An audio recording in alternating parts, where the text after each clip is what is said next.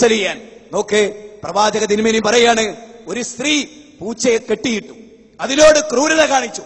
അക്കാരണം ഒന്നുകൊണ്ട് മാത്രം ഒരു പൂച്ചയെ കെട്ടിയിട്ട് ഭക്ഷണം കൊടുത്തില്ല എന്ന കാരണം കൊണ്ട് ഒരു പെണ്ണ് നരകത്തിൽ പോയി എന്ന് പഠിപ്പിക്കപ്പെടുന്ന ഇസ്ലാമിന്റെ കാരുണ്യം, ഒരു പൂച്ചയെ കെട്ടിയിട്ടു എന്ന കാരണത്താൽ ഒരു മനുഷ്യന് നരകം വിധിച്ചു. ദാഹിച്ച നായക്ക് വെള്ളം കൊടുത്തു, അതിന്റെ പേരിൽ ഒരു വേശ്യാവൃത്തിയിൽ ഏർപ്പെട്ട വ്യക്തിക്ക് അല്ലാഹ് സ്വർഗം കൊടുത്തു. കണ്ടോ, ദാഹിച്ച നായക്ക് വെള്ളം. അവിടെയാണ് നമ്മൾ ചില ആളുകളുടെ പരാമർശത്തെ വിലയിരുത്തേണ്ടത്, അല്ലേ? ഒരു ഇന്നോവ കാർ ഓടിച്ചു പോകുമ്പോ അതിന്റെ ഉള്ളിൽ ഒരു പട്ടിക്കുട്ടി കുടുങ്ങിയാൽ എങ്ങനെ ഉണ്ടാവും? അതുപോലെയാണ് ഗുജറാത്തിൽ എന്റെ നേതൃത്വത്തിൽ ഞാൻ കൊന്നൊടുക്കിയ മുസ്ലിങ്ങളുടെ കഥ. ഇവൻ മനുഷ്യനാണോ? ഇവൻ നരനല്ല, ഇവൻ നരനല്ല, അല്ല, ഇവൻ ആരാ? മനുഷ്യത്വമില്ലാത്ത കാബാലികനാ. ഓ മുഖ്യമന്ത്രിയായാലും പ്രധാനമന്ത്രിയായാലും. മനസ്സിലായോ? ഒരു പട്ടിക്കുട്ടി വാഹനത്തിൽ കുടുങ്ങിയ ലാഘവം, അത്രേ ഉള്ളൂ. പശുവിനോ തൊടാൻ പാടില്ല, അയ്യേ, അതിന്റെ ചാണം പോലും തൊട്ട് വേദനിപ്പിക്കാൻ പാടില്ല. മനുഷ്യനെയോ കുത്തി കുടല് പുറത്ത് അടിക്കാം, കൊല്ലാം, അഗ്നികരയാക്കാം. സ്ത്രീകളുടെ ഗർഭപാത്രത്തിൽ തൃശൂലം കുത്തി ജീവൻ പടക്കുന്ന പിഞ്ചു പൈതങ്ങളെ കൊന്നെടുക്കാം. അത് ഒരു വാഹനത്തിനിടയിൽ പൂച്ചയും പട്ടിയും കുടുങ്ങുന്ന ലാഘവം. അവനെ മനുഷ്യനായി അംഗീകരിക്കുന്ന ഒരു സമൂഹം ഉണ്ടല്ലോ, അവരെ മനുഷ്യത്വത്തെ കുറിച്ച് കൂടി നമ്മൾ ആലോചിക്കണം.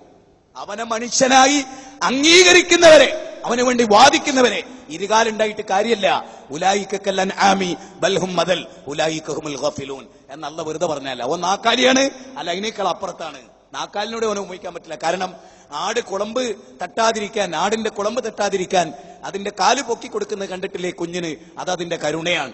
അതുമില്ലാത്ത മനുഷ്യന്മാര് ഓല് നാടിനെ നയിക്കുന്ന പ്രധാനമന്ത്രി പത്തിലൊക്കെ നല്ല ആരുണ്ടാവും. പിന്നെ 2 കൊല്ലം കൊണ്ട് ഇന്ത്യ ലോകത്തിന് മുമ്പിൽ എണീറ്റ് കണ്ടിരില്ല. അതുകൊണ്ട് പ്രാർത്ഥിച്ചാ മതി, വോട്ടും ചെയ്യേണ്ട, പ്രാർത്ഥിച്ചാൽ മതി. അള്ളാഹ് കണക്കായിക്കോളും, ചെയ്യേണ്ടൊക്കെ അള്ളാഹ് ചെയ്തോളും, ബേജാറാണ്ടാരും. അതിനൊക്കെ അള്ളാഹ്ക്കും ചില നടപടിക്രമമുണ്ട്, അള്ളാഹ് എടുത്തിട്ടുണ്ട് ആ നടപടി, അതിന്റെ ചില സൂചനകളൊക്കെ തന്നിട്ടുണ്ട്. പ്രപഞ്ചത്തിന്റെ നാഥനായി ചെയ്തോളൂ, ആരും ബേജാറാണ്ട, ആരും കൊടിയെടുക്കുകയും വേണ്ട. ഞാൻ പറയുന്നത് ഇസ്ലാമിന്റെ പ്രത്യേകത അതല്ല. ഒരു യുദ്ധത്തിൽ ഒരു സ്ത്രീ കൊല്ലപ്പെട്ടു, ഒരു അന്യ സ്ത്രീ. നബി സല്ലല്ലാഹു അലൈഹി വസല്ലം ആരാ ഈ സ്ത്രീയെ കൊന്നത്? അവർ ചോദിച്ചു, അന്യമതത്തിലെ സ്ത്രീയല്ലേ? നബി പറഞ്ഞു, പാടില്ല. സ്ത്രീ ഇസ്ലാമിന്റെ യുദ്ധരംഗത്തെ ഏറ്റവും ഉന്നതമായ തീരുമാനം എന്താ? ഇസ്ലാമിന്റെ യുദ്ധരംഗത്തെ ലോകത്തൊരു മതത്തിനും അങ്ങനെ ഒരു തീരുമാനം എടുക്കാൻ കഴിഞ്ഞിട്ടുണ്ടോ?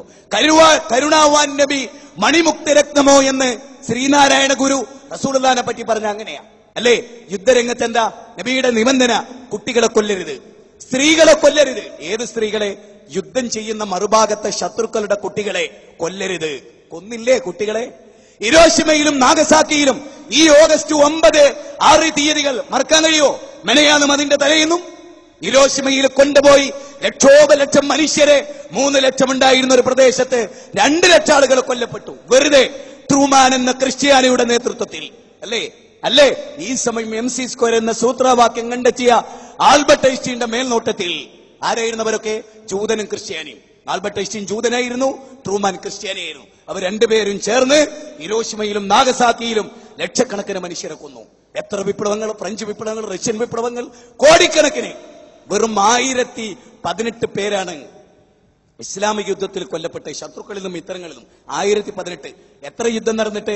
80 യുദ്ധങ്ങൾ നടന്നിട്ട് 1018 പേരാ കൊല്ലപ്പെട്ട്, ശത്രുക്കളിൽ നിന്നും മുസ്ലിങ്ങളിലും കൂടി. ഇസ്ലാമിന്റെ യുദ്ധം പോലും കാരുണ്യമായി, സമാധാനമായിരുന്നു, ഒരു നാടിന്റെ സ്വസ്ഥതയ്ക്ക് വേണ്ടിയായിരുന്നു. 13 കൊല്ലം ഒരു നാട്ടിൽ ജീവിച്ചേ മറ്റൊരു നാട്ടിൽ പോയി രാജ്യം രൂപപ്പെട്ട് അവിടെ ആക്രമിക്കാൻ വന്നപ്പോ, രാജ്യത്തിന്റെ അതിർവരമ്പുകൾ വേദിച്ച് മറ്റൊരു രാജ്യക്കാരെ കടന്നു വന്നപ്പോ നബി യുദ്ധം ചെയ്തു, ആദർശത്തിന് വേണ്ടി പോരാടി.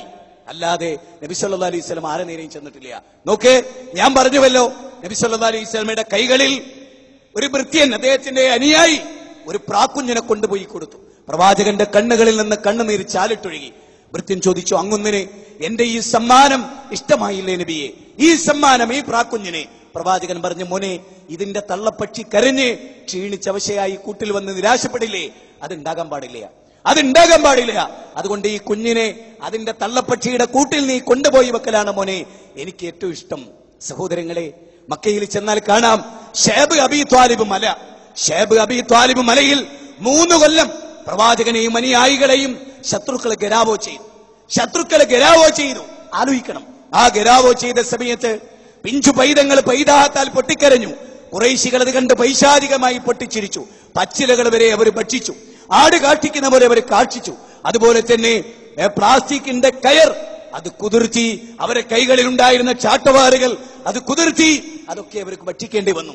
ഈ ഷേബ് അബി ത്വാലിബ് മലയിലെ പീഡനത്തിന് ശേഷം നബി മദീനയിൽ വന്നു. രാജ്യമുണ്ടായി, ഭരണമുണ്ടായി, ഇതെല്ലാം ഉണ്ടായി. അപ്പോഴാണ് പ്രവാചകൻ അറിയുന്നത്, ശ്രദ്ധിക്കണം വിശ്വാസികളെ, സുഹൃത്തുക്കളെ, മതം കാരുണ്യമാണ് എന്നതിന്റെ ഏറ്റവും വലിയ തെളിവ്. നബി സല്ലല്ലാഹു അലൈഹി വസല്ലമ പറഞ്ഞു, നബി കരഞ്ഞു.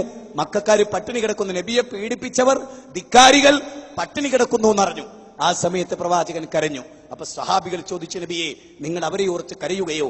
അവർ ക്രൂരന്മാരായിരുന്നില്ലേ, നിങ്ങൾ അവരെ ഓർത്ത് കരയുകയോ എന്നാണ് പ്രവാചക തിരുമേനിയോട് അവർ ചോദിച്ചത്. അതെ, പ്രവാചകൻ പറഞ്ഞു, അവർക്ക് ഭക്ഷണം എത്തിച്ചു കൊടുക്കണം. കണ്ടോ, നബിയെ പട്ടിണി കിട്ടവർ, നബിയെ പീഡിപ്പിച്ചവർ, അവർക്ക് ഭക്ഷണം എത്തിച്ചു കൊടുത്തു.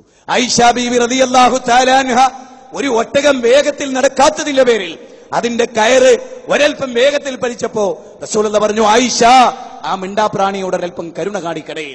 നബി സല്ലല്ലാഹു അലൈഹി വസല്ലമയുടെ കാരുണ്യമായിരുന്നു. നബി ഒരു തോട്ടത്തിലൂടെ കടന്നു പോവുകയാണ്. എല്ലാരും ചിന്തിക്കണം, ഒരു തോട്ടത്തിലൂടെ കടന്നു പോവുകയാണ്. അപ്പോൾ ഒരൊട്ടകം പ്രവാചകനെ കണ്ടപ്പോ കരഞ്ഞു, പ്രവാചകനോട് സങ്കടം പറഞ്ഞു. പ്രവാചകന്റെ മുഅ്ജിസത്തിൽ ഒന്നായിരുന്നു, ഒട്ടകം പ്രവാചകൻ